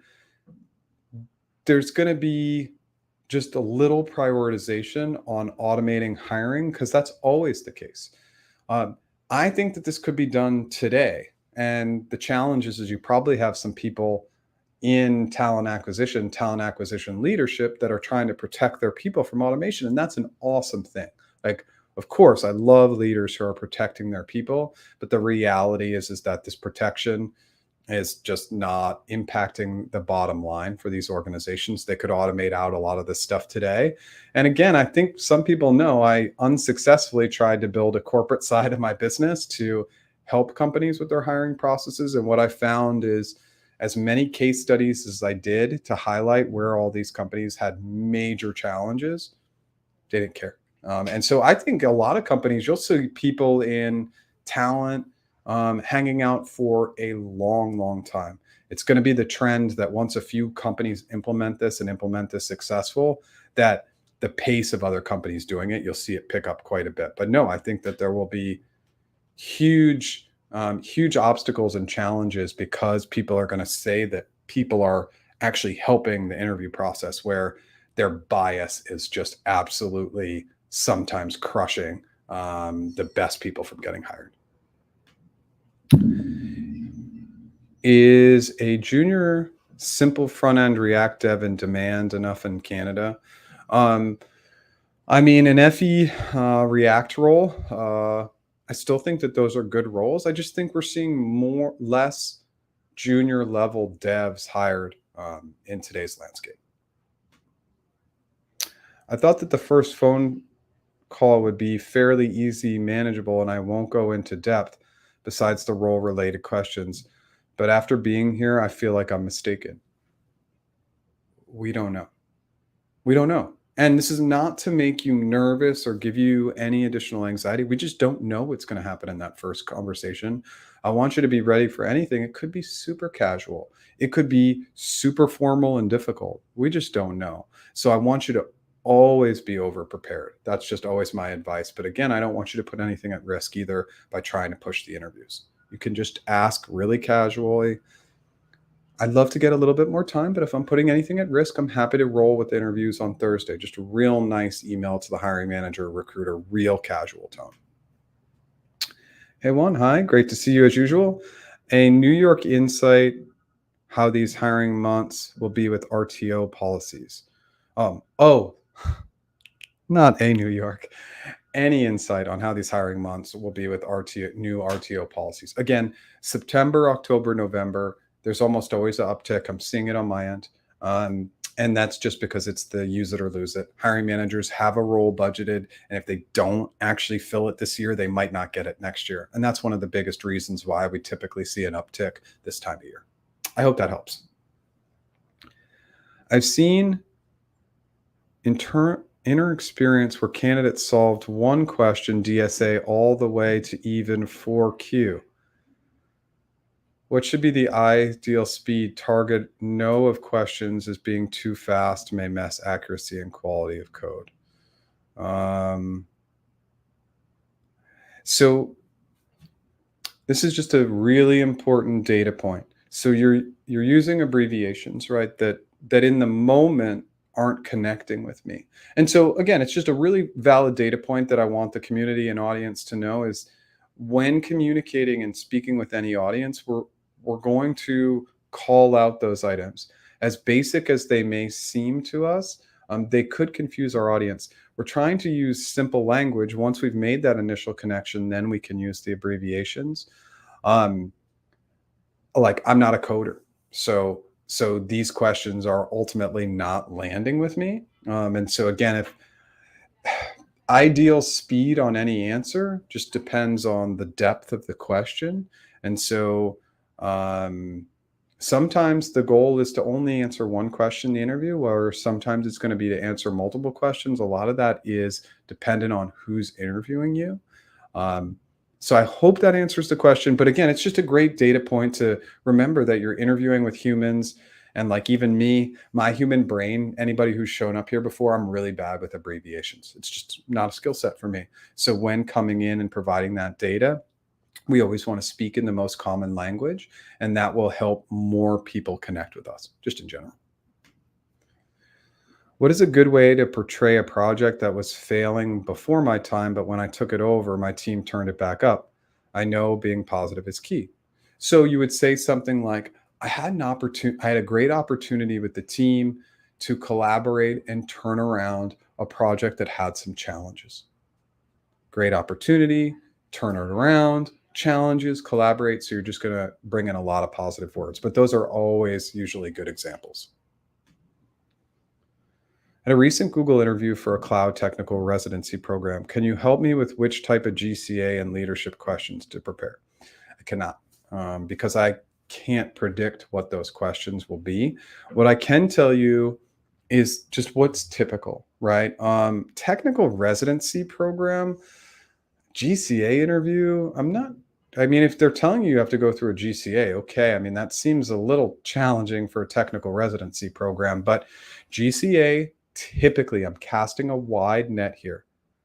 Typically, what's going to happen is 2 open-ended questions, 2 hypothetical questions, 1 random, 1 more role related. And then if you do get a behavioral question, it's likely a pretty broad behavioral question where you'll have multiple examples.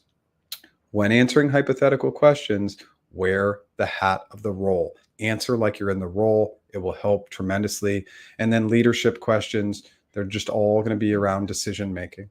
How do you make decisions? How would you change previous decisions? How have you made decisions collaborating with others? How would you handle a certain scenario where you needed to make a quick decision? And bringing in that inclusivity piece as well.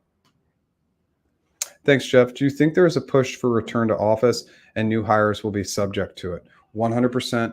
These companies believe that RTO is valuable. I think that's debatable. I think it is so unique to the individual and their scenario, but RTO is here to stay. And we may see a full return to office, in the near future, just see how companies navigate this, but we might see full RTO in the next year or so. It's hard to predict, but yes, expect that for new roles. Totally. I wonder how the legal side will affect the speed of adoption. To your point, it blows my mind. Little focus and investment is placed into innovating TA. Appreciate your thoughts as always. Yeah, Corey, and I appreciate your openness and willingness to like see the market the way it is. And we can all have our personal opinions. And I have these conversations with my friends constantly, including a friend over this weekend where we totally disagreed. He doesn't think AI is that impactful. He doesn't think it's come very far. And I would just say that if we don't have a pulse on how this technology is going to completely change our lives, we should. And I think the biggest other component with AI is the pace of learning. It's going to get better every day and it's going to couple on top of itself, meaning it's going to be crazy, right? It's how quickly it learns. We're going to see it move exponentially faster over time. So just what we've seen in the last 10 months or so, that's just going to keep picking up. So after a quick research, the recruiter is external staffing specialist and just wrote that email and he wants to discuss the position further for 30 minutes. Awesome. Take that call. Be gracious and kind, but good. Okay, so you're learning a little bit more. That's good.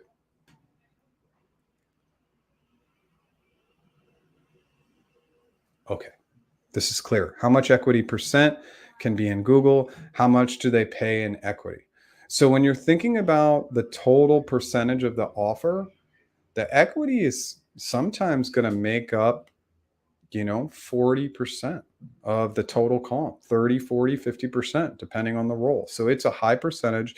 The way that Google pays out over 4 years, it's a 4-year initial vest in equity, 38% in year 1, 30% in year 2, 20% in year 3, and 10% in year 4. Now, they also have refresher stock as well. That's a 4-year vest, 25% year over year. You have to work a full calendar year to technically be guaranteed refreshers. You can still get refreshers if you work for less than a year, but to be guaranteed, you have to work a full calendar year. How do you recommend dealing with interview fatigue? That's just tough, Jorge. It's part of anything, right? Like you are going to experience fatigue. So it's just finding the best times of day to prep, not getting so overwhelmed, having a schedule or a routine for how to prep. But the fatigue's it's just a real thing. If we practice and prep anything, we're just going to experience fatigue. We need to acknowledge it, be aware of it, take the breaks when we need to take the breaks. But a lot of it is just plugging through and churning through that fatigue. Hey, Jeff. I'm an aspiring SWE and graduate from uni in the spring. I'm connecting with recruiters at SWEs at target companies on LinkedIn. How should I build connections and maybe referrals? So if you're building connections with recruiters, great. Do it. If you can build connections with them, I think it's great. I don't see a lot of success there. I don't reach out to recruiters to network with them. I reach out to prospective hiring managers. How do we figure out who those people are? A lot of times we're guessing. We don't know. But a giving first strategy works, sharing cool articles, sharing cool videos, and not asking for anything. That is always going to be my default approach. Asking for references from people you don't know, you can, but it's not something that I recommend. I began employment at FANG last September, but faced medical leave within 6 months, concerned about my role status upon return and impact on future opportunities. I appreciate your advice. Life happens. Okay. So sometimes we need to take medical leaves, and all you can do is go back in and do great work and control what you can control. All the other stuff is totally outside of your control. You can just control being a great employee, a great person, but medical leave is a real thing. And sometimes it's really required. Okay. So I hope that answered your question, but if you want to know more, please let me know. So I shouldn't reschedule that call after the information, right? Sorry for the anxious questions. It's fine. This is what I'm here for. So listen to them and just hear them out. We don't know. See how that how that conversation goes. You might learn really early on. Yeah. You may learn really early on that you can't push it, but it's just something that you want to check for. Just go into that conversation with an open mind. And then if you still feel like you want it afterwards, ask for it. Any update on grad roles, especially in EMEA? EMEA is super slow. EMEA is, for anybody watching who's not familiar, is the Europe market. We refer to it as EMEA in the US. I don't know if in Europe they refer to it as EMEA. Anybody here can let me know, but it's super slow. So new grad roles, just overall hiring, especially if you're here because you want to get into tech, which is obviously my focus area. Europe has just been super slow. And I can tell you, I take clients on Saturday and Sunday mornings every weekend, and that used to be all filled with like Dublin, London, Paris, Zurich, all these markets, right? And now I get them, but it's so rare now because the hiring has just been so slow. So it's been a theme all year in Europe that just hiring and hiring for tech especially has just been super sleepy, and hopefully it returns next year. When you share articles or news pieces while networking, do you focus on specific content, e.g. profession, company, go broad, industry, technology, AI, or both? I really go for their space. So something that would drive value for them. That's what I'm thinking about. And so when I do a Google search, I use the tools, click down, and I look for something that's been posted in the last week. Relevancy to me is important. Then I add that article into my tracker so that maybe I can use it with another person. So I'm always tracking the content, the people, the reach outs, the connections. I track everything. But no, we want to make sure that it's adding value. That's the number one in whatever facet.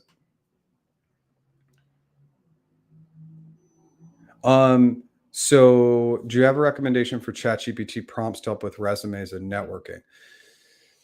Networking, I haven't done that one. So that's interesting. That could be a video idea. That's a really good video idea. I always hesitate to do videos on networking because literally nobody watches them. Nobody. So I might not, but definitely for help with resumes, I did a video on that. So check it out. It's called Fire Your Resume Writer. So that will teach you how to build your resume. Networking, like something like a second connection LinkedIn message has a cap of 300 characters. So you could just work on a message and just roll that through ChatGPT to make it better, to get the character count under 300 characters, etc. Wow. We had a good session today. I'm just going to pause and kind of go on a wrap up. I'm going to need to hop off here in a couple minutes, but if any additional questions come in, I'm happy to answer them. I think this is the longest or one of the longest. This would either be the first longest or the second longest live of the year, which again, that's a good sign. It shows a little bit higher level of engagement, which shows the market is picking up a little bit. So that makes me really happy that we were able to get to almost 2 hours, which is a lot more common last year. Again, I'll take this next question, then I'm going to probably wrap things up. I'll definitely watch for networking. I love connecting with people. I'm always looking for new ways. Amazing. Thank you, everybody, so much for being here. One last time, my name is Jeff H. Sipe. My business is practiceinterviews.com. I do one-on-one negotiation and one-on-one interview coaching. I have an interview mastery course, and I have a new AI practice interview tool coming out this fall. I'm so excited. It is going to be awesome. The initial version will be a beta, and we'll get some good feedback on that. Join our Slack community at practiceinterviews.com. It's free. I got 9 free resources on the website that are great. I'm getting back to my blog writing. I took a 6-month break, but I'm going to be writing a lot of blogs. So look for that information as well. If you like what I did today, smash that like button, subscribe, 10 a.m. Pacific time every Tuesday, and new original content every single Monday. I think that's it. I'm going to answer these last couple questions and comments, and then I'm going to bounce off. Thanks, Corey, for being here. Thank you. Thanks. Okay. I like ending with gratitude. Thank you so much, everybody. Take care.